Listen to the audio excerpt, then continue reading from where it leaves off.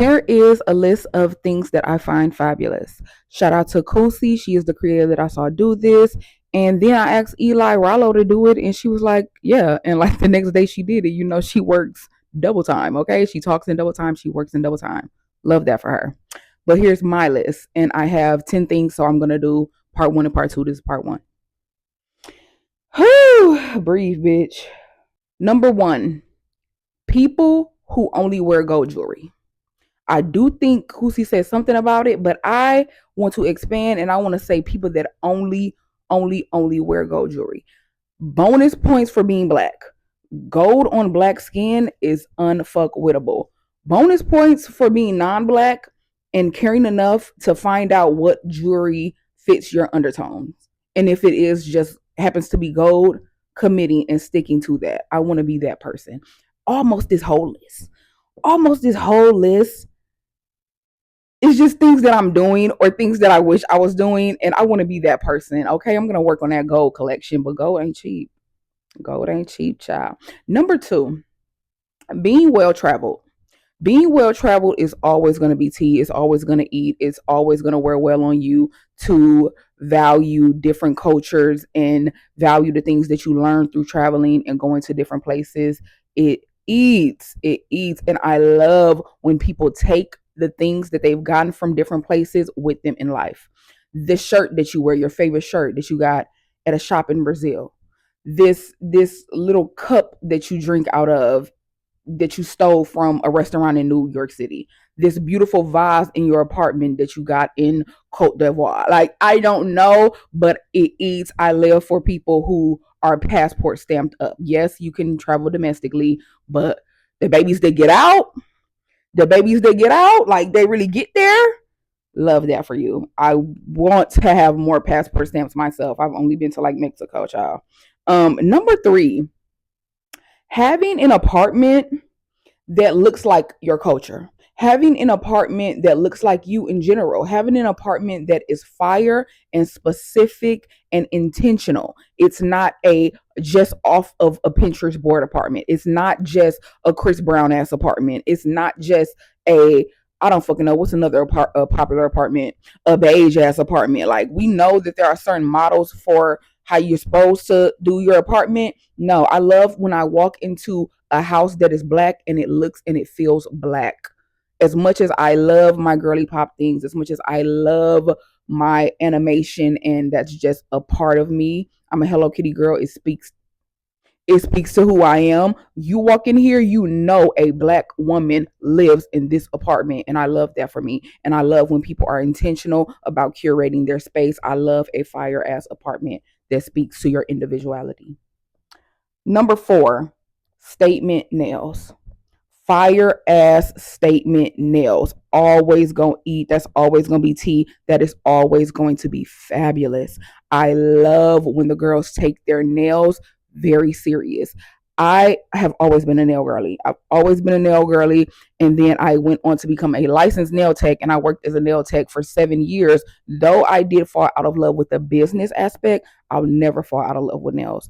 I'll always love nail art. I'll always appreciate when the girls take us on the vlogs to go get their nails done or when they are doing them themselves and they're like, this is the sketch for, getting my nails done. And I just love it. I feel like nails are such a statement. And when I was a nail tech, kind of part of the reason I kind of quit, but I just feel like we are just a underrated type of underdog in the beauty industry, and I do get it because your nails are not on your face, your hair is by your face, makeup is on your face, lashes on your face, but then nails we were always the last. It's like we always felt counted out, the nail techs, and it's because what we do might not be seen as valuable or as art because it is not on your face. Like, you'll go and pay $200 for that face, and then you will probably go pay 3 or 4 for that head, and then another 2, 3 for them lashes.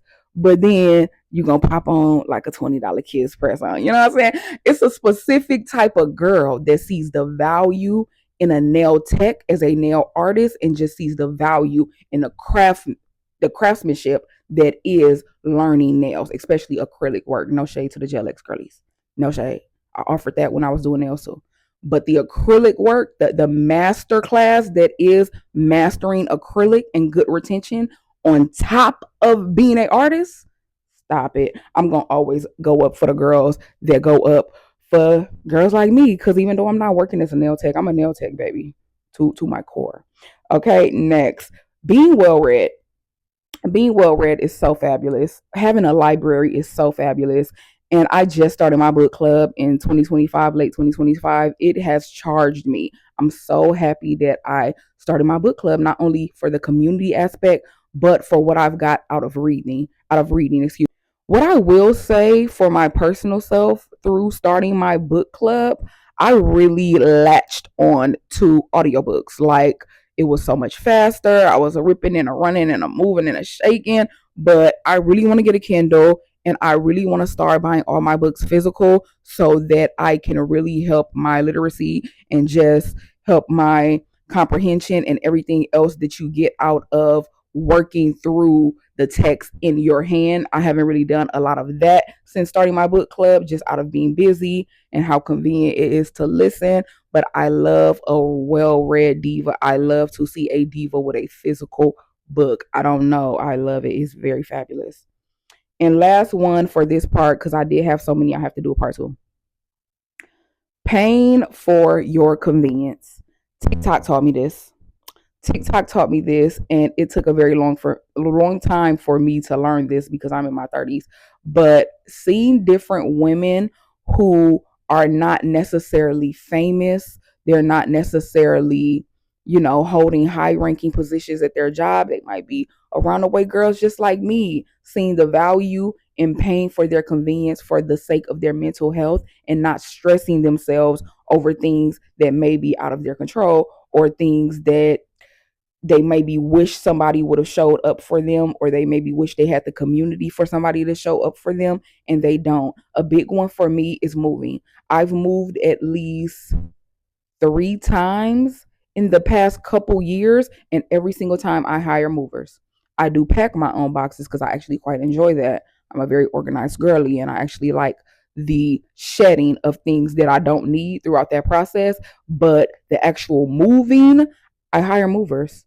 Of course, I get all my work done on my car. My father's a mechanic, but I wouldn't overplay my part with that either. I don't wash my car. I go get my car washed. Other ways that I pay for my convenience, I'm drawing a blank. But one major way that I hope to be able to pay for my convenience very soon is to get cleaners. I really, really hope in the next year or so to be in a position to at least monthly hire deep cleaners to clean my apartment. I think that that is such a woo-saw and such a stress reliever. Like, the shoulders go from here to here when you know that your space is deep clean. You might not have the ability or the time, but that doesn't mean that you can't enjoy the benefits of that, because you might have the money to supplement what you don't have in the ability or the time. And so I love to see the girls pay for their convenience with my dog. Nobody. I love to see the girls pay for their convenience. I love to see the girls have cleaners. I love to see the girls hire and patronize other small businesses. It's like really kind of paying it forward if you think about it. It's a circle. It's coming around in a circle. So I do love that. And that was part one of things I find fabulous. I'm a Libra. I find a lot of things fabulous, but I'm going to do a part two, period.